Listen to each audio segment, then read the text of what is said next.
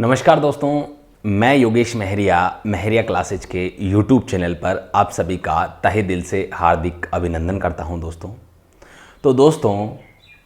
आज हम जिस विषय वस्तु के बारे में बात करेंगे उसका नाम है राष्ट्रपति की न्यायिक शक्तियां। जी हाँ दोस्तों, भारतीय संविधान का भाग 5 जिसके अंतर्गत हमने जिसे 3 टुकड़ों में बांटा, पहला कार्यपालिका, दूसरा व्यवस्थापिका, तीसरा न्यायपालिका। ठीक है, जो भाग 5 है अनुच्छेद 52 से 151 तक है। इसके बाद में हमने कार्यपालिका जो भाग है उसको पढ़ रहे थे। कार्यपालिका से संबंधित अनुच्छेद 52 से लेकर 78 तक हैं। ठीक है, इसके बाद में कार्यपालिका के अंतर्गत कौन कौन आते हैं हमने बात की, राष्ट्रपति, उपराष्ट्रपति। इसके बाद में हमने बात की प्रधानमंत्री, मंत्रिपरिषद और महान्यायवादी इसके अंतर्गत आते हैं। अब कार्यपालिका में भी हम बात कर रहे थे भारत के राष्ट्रपति की। तो भारत के राष्ट्रपति से संबंधित पर्टिकुलर यदि हम अनुच्छेद देखें तो 52 से लेकर 62 तक लगातार हैं। उसके बाद में संबंधित अनुच्छेद हैं, लेकिन उसके बाद में हमने बात की राष्ट्रपति की शक्तियां। और राष्ट्रपति की शक्तियों में हमने सबसे पहले बात की राष्ट्रपति की कार्यपालिका शक्तियां, फिर हमने बात की राष्ट्रपति की विधायी शक्तियां जिसे हम लेजिस्लेटिव पावर भी कहते हैं, और कार्यपालिका शक्तियों को हम एग्जीक्यूटिव पावर्स भी कहते हैं। ठीक है, जो इंग्लिश मीडियम के स्टूडेंट्स हैं उनके लिए। और तीसरा जो है हमारी राष्ट्रपति की न्यायिक शक्तियां हैं, अर्थात जुडिशियल जो पावर्स हैं उनके बारे में हम बात करेंगे दोस्तों। तो आज हम न्यायिक शक्तियों के बारे में बात करेंगे दोस्तों। तो आइए बिना किसी औपचारिकता के हम सीधे टॉपिक पर चलते हैं दोस्तों। देखो दोस्तों, आज का हमारा हेडिंग हम लिख लेते हैं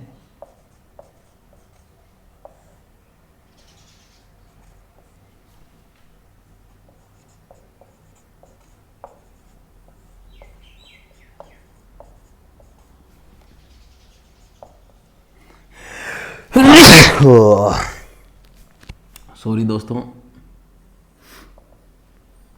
सुबह सुबह कोई याद कर रहा है आप लोगों में से। ठीक है, गुड मॉर्निंग टू ऑल। अब देखो दोस्तों, राष्ट्रपति की न्यायिक शक्तियां, और इसके अंदर यदि हम बात करें तो सबसे पहले हम बात करेंगे अनुच्छेद 72।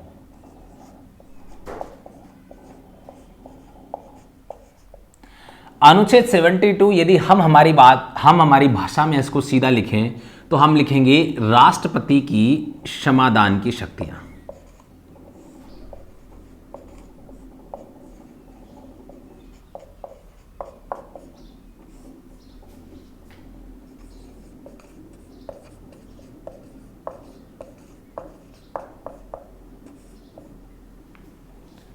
ठीक है दोस्तों, अब हम अनुच्छेद 72 राष्ट्रपति की समाधान की शक्तियां, इसकी एक्चुअल में जो संवैधानिक परिभाषा है वो क्या है, ये तो हम सामान्य रूप से हमारे हिसाब से पढ़ने के हिसाब से इसको याद करते हैं कि राष्ट्रपति की समाधान की शक्तियां कहां हैं, अनुच्छेद 72 में। ठीक है, इसकी एक्चुअल परिभाषा है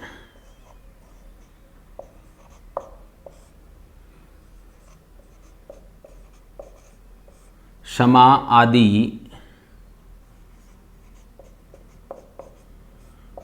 और कुछ मामलों में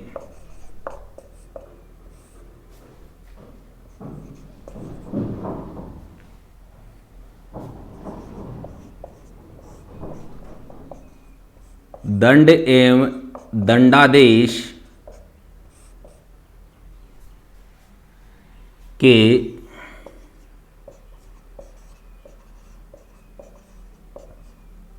निलंबन,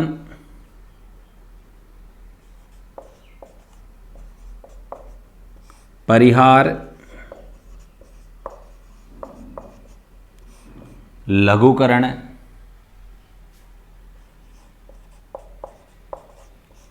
आदि की राष्ट्रपति की शक्ति।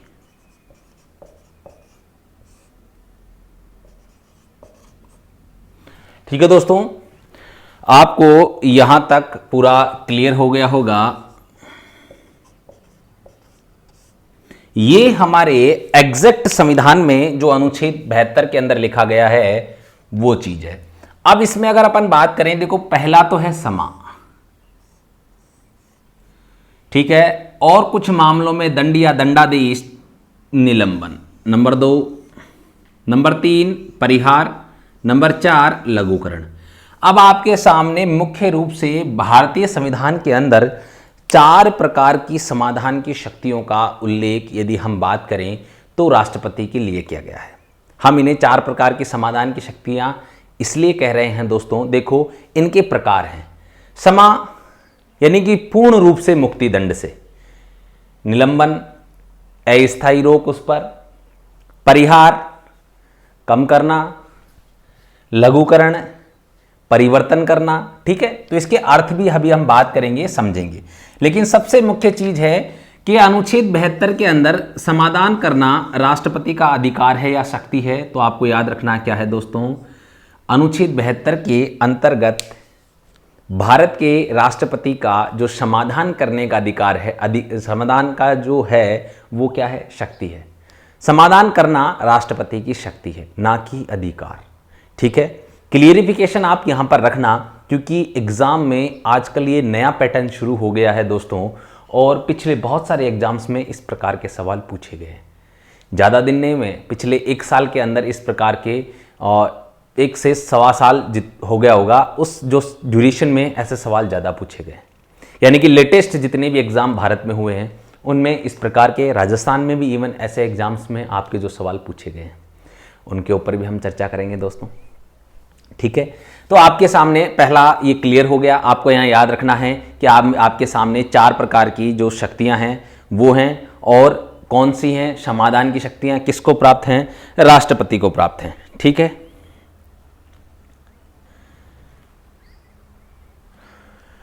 अब यदि हम बात करें तो ये जो राष्ट्रपति की शक्तियां हैं ये किन मामलों में प्राप्त हैं, तो मैं आपको यहां बता दूं, राष्ट्रपति को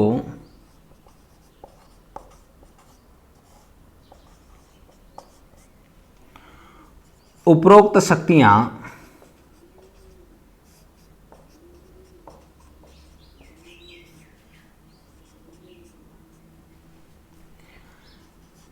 तीन प्रकार के मामलों में प्राप्त हैं।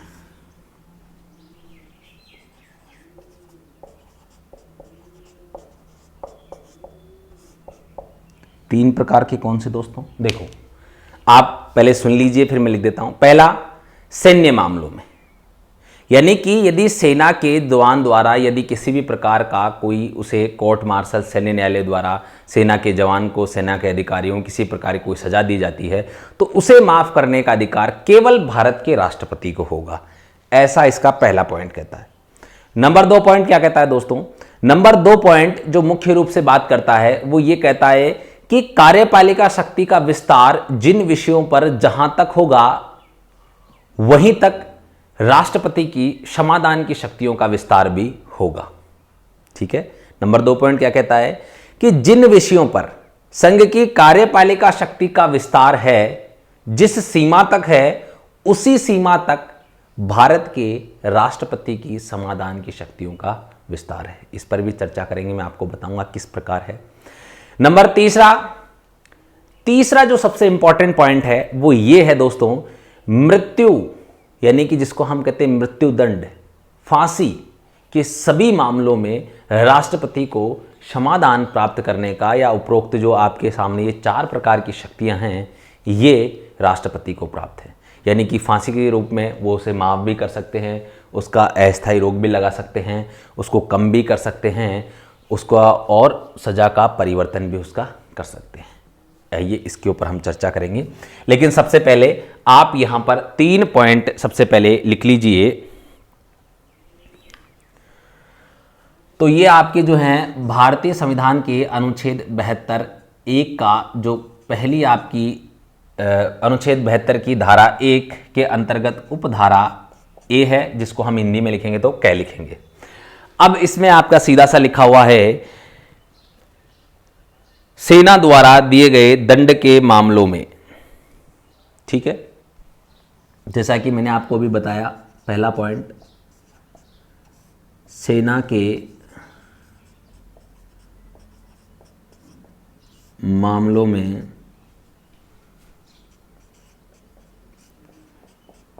दिए गए दंड के लिए। ठीक है। अब नंबर 2 दोस्तों, इसी के अंतर्गत मैंने आपको बी पॉइंट के रूप में मैं आपको लिखा रहा हूं। जैसा मैंने आपको बताया, संघ की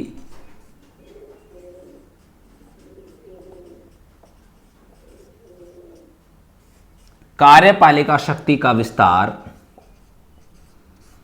संघ की कार्यपालिका शक्ति का विस्तार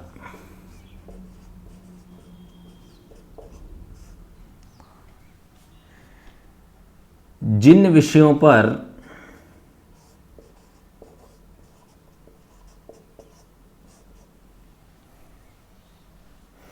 संघ की कार्यपालिका शक्ति का विस्तार जिन विषयों पर एवं जहां तक है, या जिस सीमा तक है, आप ऐसा भी लिख सकते हैं, जहां तक है वहीं तक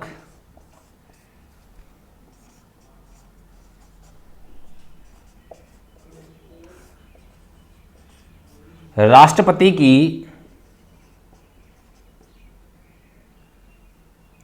समाधान की शक्तियों का विस्तार होगा।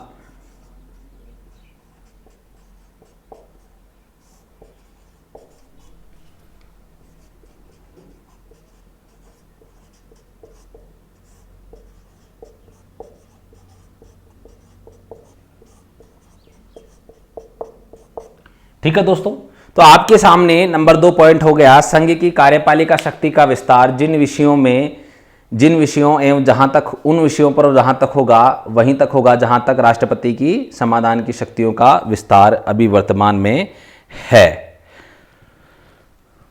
और आपका पहले का जो तीसरा है वो है मृत्यु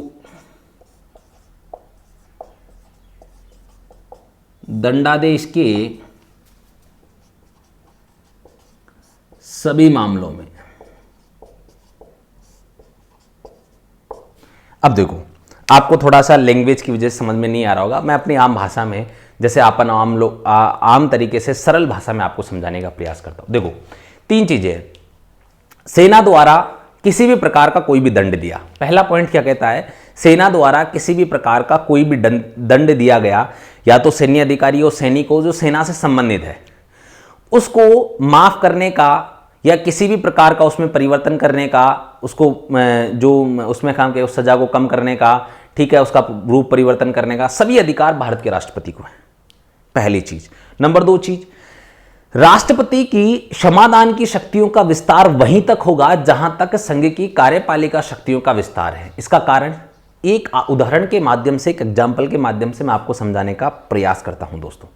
देखिए, यदि मान लो आप लोगों ने देखा होगा हमारे यहां से काफी लोग विदेश जाते हैं, समझना मेरी बात।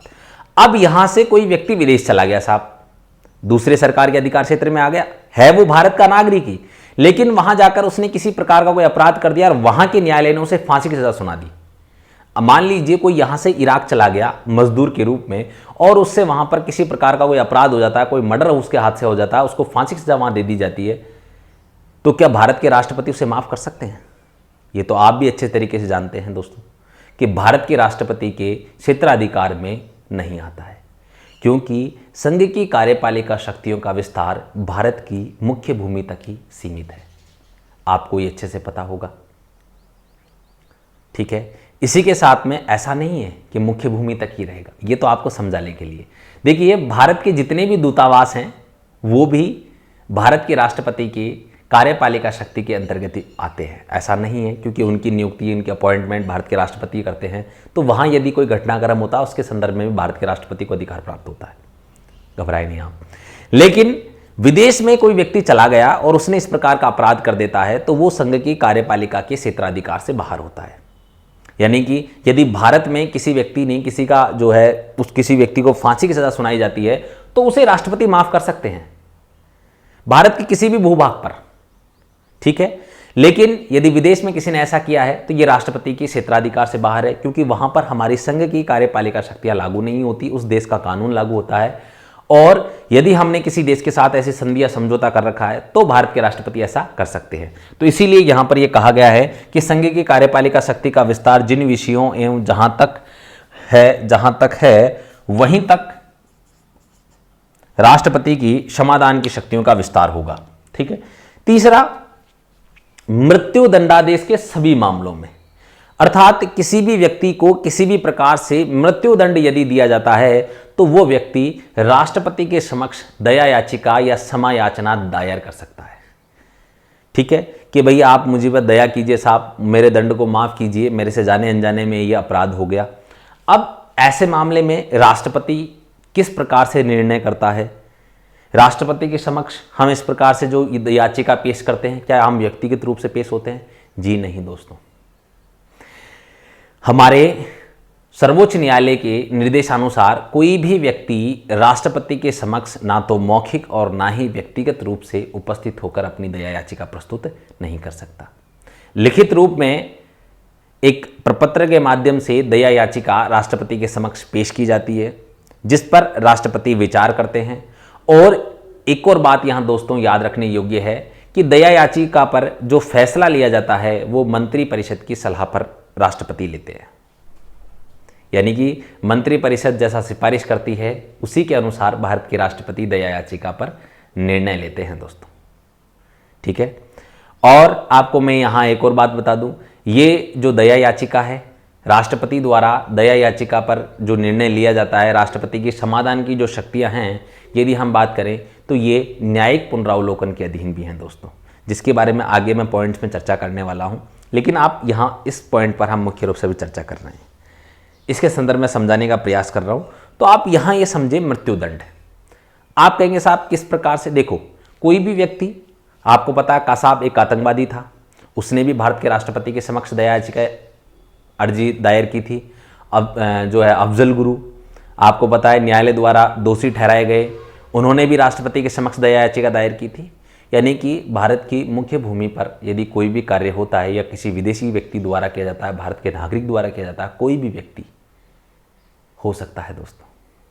अब आपको मेरी बात समझ में आ रही होगी कि मैं जो बात कह रहा हूं कि मृत्यु दंडादेश के सभी मामलों में उसका अर्थ क्या है? उसका अर्थ है भारत भूमि पर किसी भी व्यक्ति ने कोई भी अपराध किया है तो वो भारत के राष्ट्रपति के समक्ष क्षमा याचना या दया याचना का पात्र है, अर्थात वो याचिका ये दायर कर सकता है।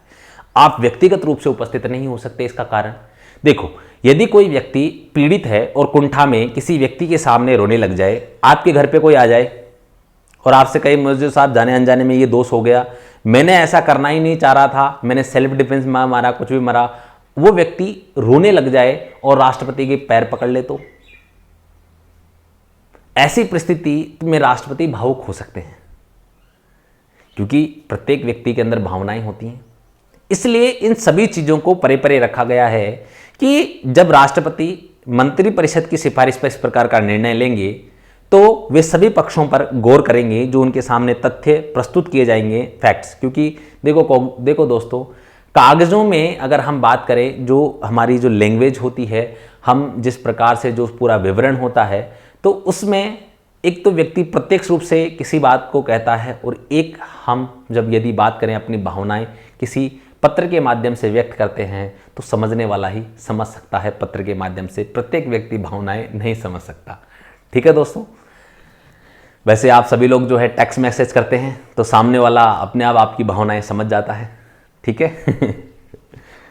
तो देखिए दोस्तों, आपके सामने ये 3 पॉइंट क्लियर हैं, फटाफट से आप इनको उतार लीजिए ताकि हम जो है अगला इसके आगे का जो आर्टिकल में आगे की जो बातें बताई गई है उन पर हम चर्चा करते हैं। दोस्तों जल्दी कीजिए।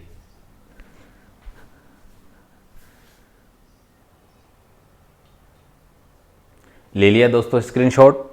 तो आइए मैं इसे मिटा देता हूं। अब देखो दोस्तों, यहां पर जो हमें मुख्य रूप से बात करनी है, अभी मैंने आपके सामने जो ये शक्तियां बताई है कि भारत के राष्ट्रपति को अनुच्छेद 72 के अंतर्गत समाधान की शक्तियों के अंतर्गत भी 4 प्रकार की शक्तियां प्राप्त हैं। 4 प्रकार की कौन कौन सी थी ये आपके सामने? क्षमा, निलंबन, परिहार, लघुकरण। ये जो हैं इनका अर्थ क्या है? इस शक्ति को मैं यहाँ थोड़ा सा मिटा देता हूँ क्योंकि हमें स्पेस मिल जाएगा, काफ़ी आपको समझने में आसानी होगी। देखो, सबसे पहले मैं आपके सामने ये चारों पॉइंट मुख्य रूप से लिख रहा हूँ। देखिएगा, पहला, सबसे पहला समा।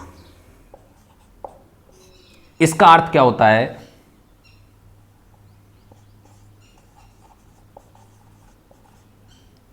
इसका अंग्रेजी में इसको हम कहेंगे पार्डन, ठीक है। इसके बाद में यदि हम बात करें, समा का मतलब है दंड से मुक्ति। एक लाइन में यदि हम लिखें तो दंड से मुक्ति दोस्तों। कहने का तात्पर्य है, यदि राष्ट्रपति किसी व्यक्ति को समाधान प्रदान करता है तो इसका अर्थ यह होगा कि उसे उस दंड से पूर्ण रूप से मुक्त किया जाता है। अगर उसने फांसी की सजा दी गई है और राष्ट्रपति ने उसे समाधान प्रदान किया है तो इसका मतलब उसे फांसी की सजा भी नहीं होगी, अन्य किसी भी प्रकार का कोई भी दंड नहीं होगा दोस्तों। यानी कि इस शब्द का अर्थ आप ऐसे ले सकते हैं कि यदि राष्ट्रपति समाधान किसी व्यक्ति को कर देते हैं, समाधान प्रदान कर देते हैं, तो यहां से आप ऐसा प्रतीत होता है कि उस व्यक्ति ने कभी कोई गुनाह किया ही नहीं, ऐसा आशय यहां से लिया जाता है, ठीक है। ये सभी प्रकार के फांसी की सजा को माफ कर सकते हैं, कठोर कारावास, साधारण कारावास, अन्य किसी प्रकार का कोई कारावास या दंड हो तो उसे भी भारत के राष्ट्रपति माफ कर सकते हैं दोस्तों, ठीक है। अब हमारे सामने नंबर 2 चीज, जैसा उन्होंने लिखा है संविधान के अंदर, हम उसी के बारे में बात करेंगे। नंबर 2 है निलंबन। नंबर 2 क्या है दोस्तों? नंबर 2 है निलंबन, जिसको हम इंग्लिश में रिप्रीव आप ऐसा कह सकते हैं। इसका अर्थ क्या है? इसका अर्थ है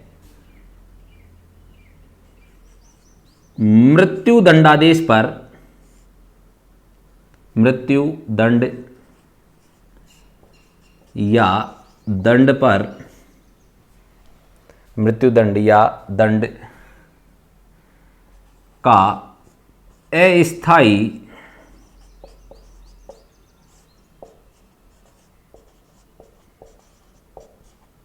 निलंबन, जिसको हम इस प्रकार से भी पढ़ सकते हैं, इस प्रकार से भी समझ सकते हैं। निलंबन, मान लीजिए मृत्यु दंड किसी व्यक्ति को अर्थात फांसी की सजा किसी व्यक्ति को दी गई है, तो ऐसी परिस्थितियों में दोस्तों उस पर अस्थायी रूप से जो रोक लगाई जाती है, अर्थात कुछ समय के लिए मृत्यु दंड को पोस्टपोन्ड कर दिया जाता है, तो ये क्या होता है दोस्तों? ये क्या होगा? ये उस पर निलंबन होगा। अर्थात राष्ट्रपति ने कहा कि भाई मैं इस पर अभी अस्थायी रूप से रोक लगाता हूं, इस पर मैं विचार कर रहा हूं। ना तो उन्होंने क्षमा किया और ना ही उन्होंने अभी इस पर अन्य कोई ऑप्शन पर विचार किया। उन्होंने कहा कि अभी मैं इस पर विचार करूंगा, मैं इसके निलंबन करता हूं, इस व्यक्ति को इस तारीख को फांसी नहीं दी जाए, दैट्स इट, ठीक है। या इस व्यक्ति को ये दंड या दंडादेश नहीं दिया जाए, ठीक है। मैं इस पर विचार कर रहा हूं कि इसको कितना मिलेगा कितना नहीं मिलेगा, तब तक वह व्यक्ति जेल में अवश्य रहता है। तो ऐसा नहीं है कि उसे मुक्त कर दिया जाता है दोस्तों, ठीक है, वो रहेगा जेल में ही, लेकिन उस पर अभी राष्ट्रपति विचार कर रहे हैं, ठीक है, क्लियर है। अब इसको हम ऐसा भी कह सकते हैं कि मृत्यु दंड पर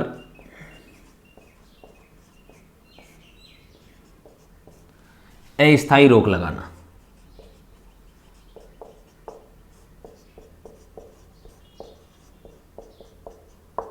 आप इसको ऐसे भी पढ़ सकते हैं, ठीक है। इसके बाद में तीसरा आपके सामने क्या है दोस्तों? देखो, परिहार, नंबर 3।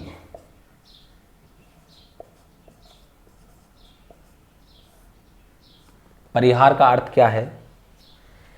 देखो, इसको इंग्लिश में क्या कहते हैं याद नहीं आ रहा, अभी मैं आपको बताता हूं।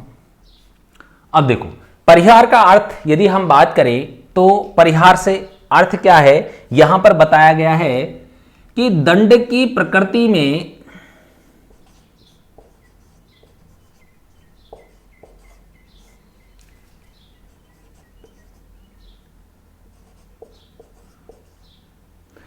परिवर्तन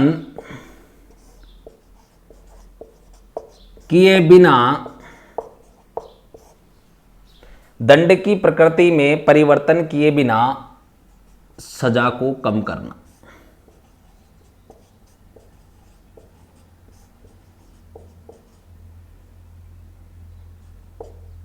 क्या है दोस्तों? सजा को कम करना। अर्थात अब हमें यहां जो समझने योग्य बात है दोस्तों वो ये है कि परिहार, मान लीजिए किसी व्यक्ति को 10 वर्ष का कठोर कारावास सुनाया गया। कितने वर्ष का? 10 वर्ष की कठोर कारावास की सजा सुनाई गई। तो भारत के राष्ट्रपति द्वारा उस कठोर कारावास को 10 वर्ष से घटाकर 6 वर्ष कर दिया गया। तो इससे क्या हुआ? सजा की अवधि तो कम हुई, लेकिन अभी भी वो क्या है? कठोर कारावास ही है। लेकिन यदि भारत के राष्ट्रपति मान लीजिए 10 वर्ष का कठोर कारावास है, उसे बदलकर 5 वर्ष के साधारण कारावास में तब्दील कर दे, तब तो ऐसी स्थिति जो हमारी चौथी बचेगी लघुकरण वाली, वो होगी। अर्थात लघुकरण के अंतर हम बात करें तो वहां पे साफ साफ ये बताया गया है कि दंड की प्रकृति में बदलना, दंड की प्रकृति को बदलना, दंड के स्वरूप को बदलना। अर्थात कठोर कारावास को साधारण कारावास में, मृत्यु दंड जो हमारा फांसी की सजा है उसको कठोर कारावास में या साधारण कारावास में तब्दील करना भारत के राष्ट्रपति द्वारा जब किया जाता है तो वो क्या होता है? लघुकरण की शक्ति के अंतर्गत आता है दोस्तों। तो आइए हम हमारा चौथा पॉइंट जो है लघुकरण, उसको भी हम पढ़ लेते हैं।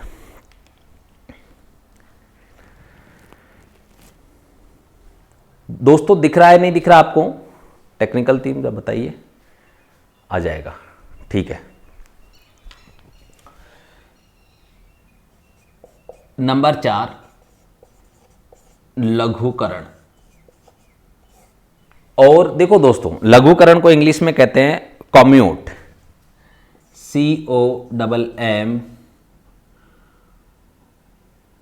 COMMUT, ठीक है, कम्यूट। और यदि हम इसकी बात करें तो जैसा मैंने आपको बताया कि दंड की प्रकृति में परिवर्तन करना। क्या होगा? दंड की प्रकृति में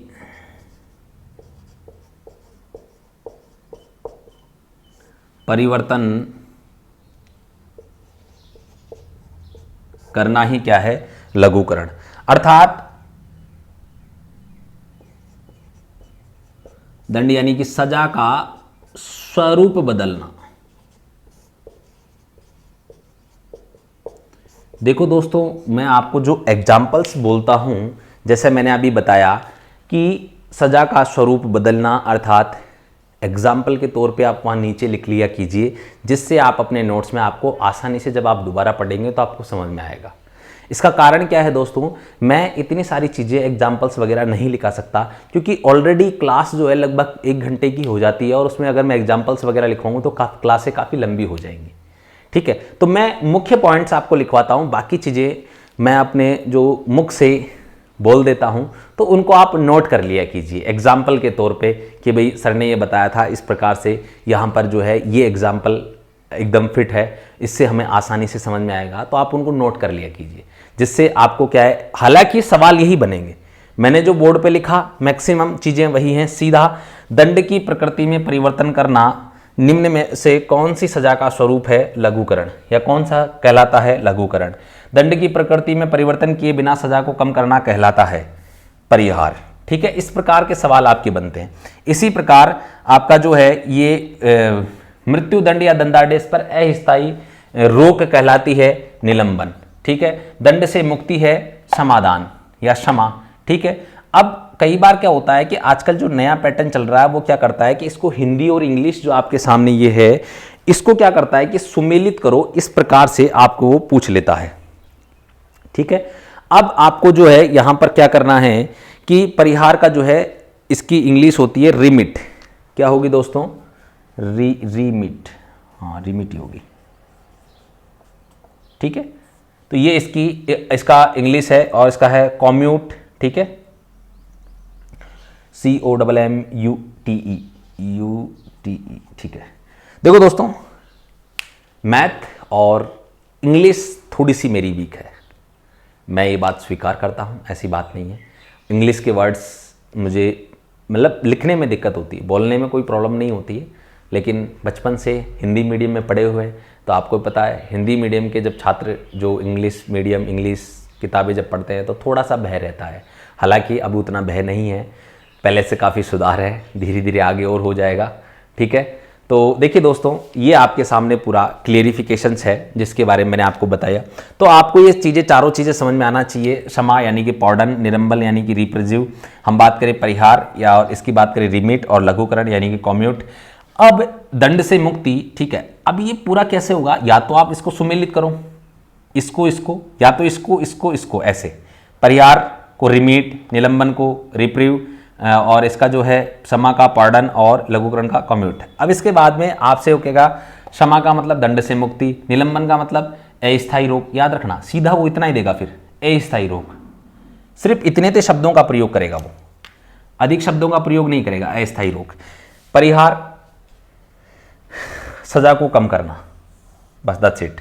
लघुकरण दंड की प्रकृति में परिवर्तन, बस। मतलब इन शब्दों का मुख्य रूप से एग्जामिनर प्रयोग करता है आपके सामने सवाल बनाने में। ठीक है, मेरा उद्देश्य है आपका एक भी सवाल गलत नहीं हो, इसीलिए बार बार मैं इन चीज़ों को एक एक टॉपिक को क्लियर करने का प्रयास कर रहा हूं दोस्तों। उम्मीद करता हूं आपको समझ में आया होगा। तो फटाफट से आप इसका स्क्रीनशॉट ले लीजिए ताकि हम आगे अगला जो अपना हेडिंग है, जो मैंने आपको भी बताया था कि एक तो मंत्रिपरिषद की सलाह पर राष्ट्रपति ये जो समाधान की शक्तियों का प्रयोग करता है, समाधान प्रदान करता है। नंबर 2, न्यायिक, ये जो समाधान की शक्तियां हैं न्यायिक पुनरावलोकन के अधीन है। 2 पॉइंट भी हमें और लिखने हैं अभी इसके अंदर, जल्दी कीजिए आप फटाफट।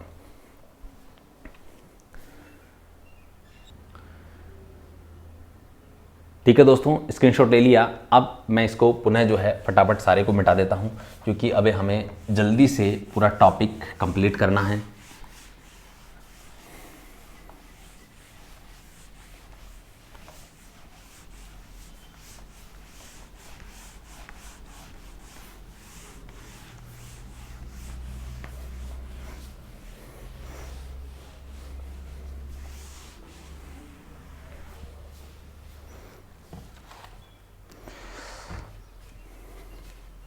अब देखो दोस्तों, मैंने आपको 2 चीजें बताई।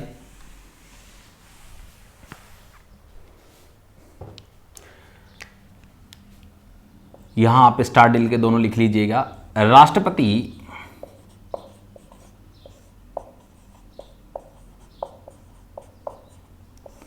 समाधान की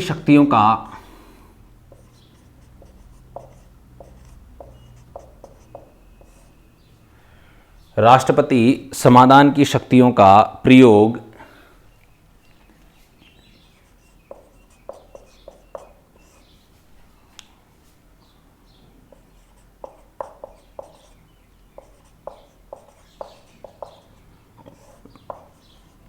मंत्रिपरिषद की सिफारिश पर करता है।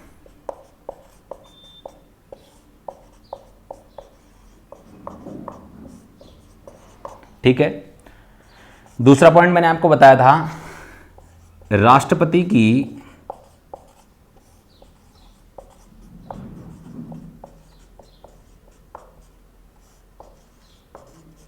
समाधान की शक्तियां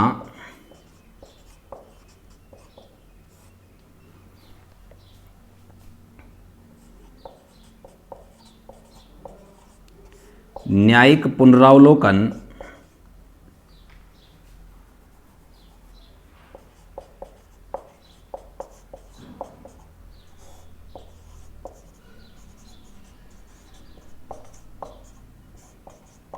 अधीन है।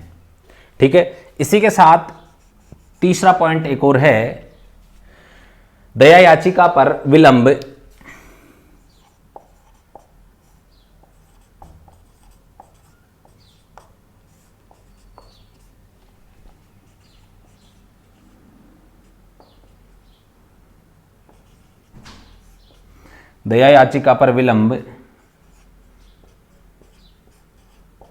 अनुच्छेद 21 के विरुद्ध है।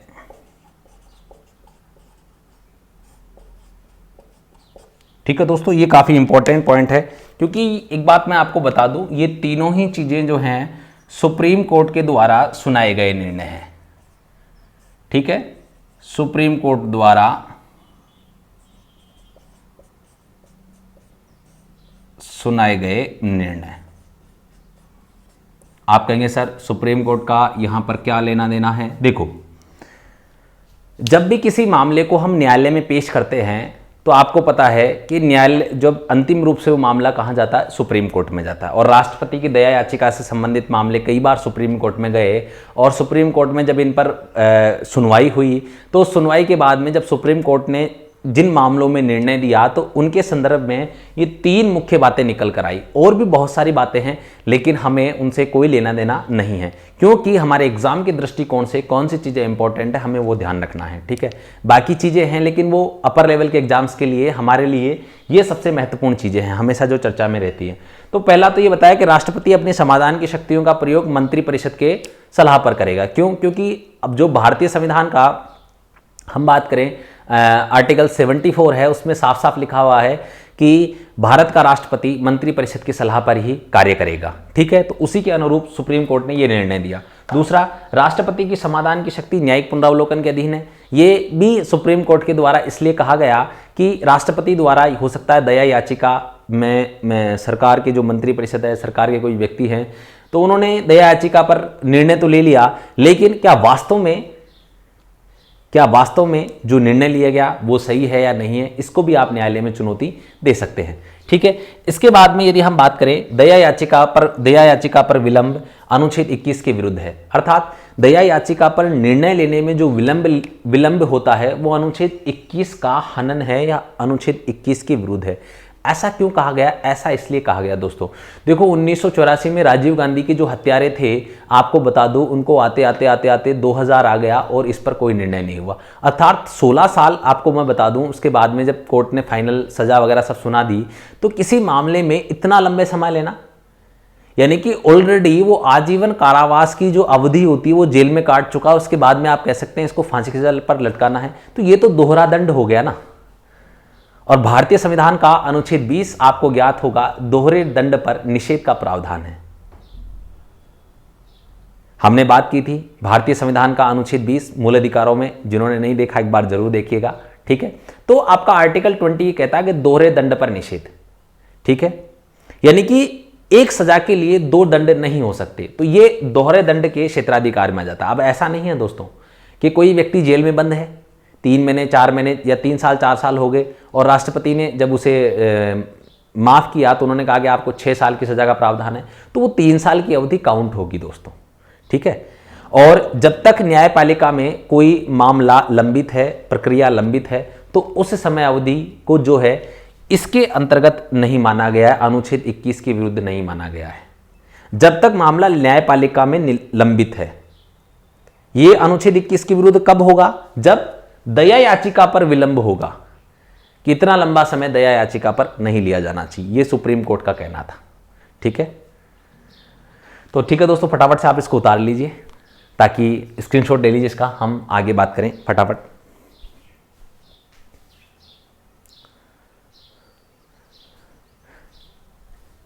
देखो दोस्तों, वीडियो काफ़ी लंबा हो जाएगा। आज उद्देश्य ये रहेगा कि लगभग 40 मिनट का वीडियो रहे, क्योंकि और अब जो आगे जो पार्ट है इसका पार्ट 2 में हम बात करेंगे। तब तक के लिए जय हिंद, जय भारत दोस्तों।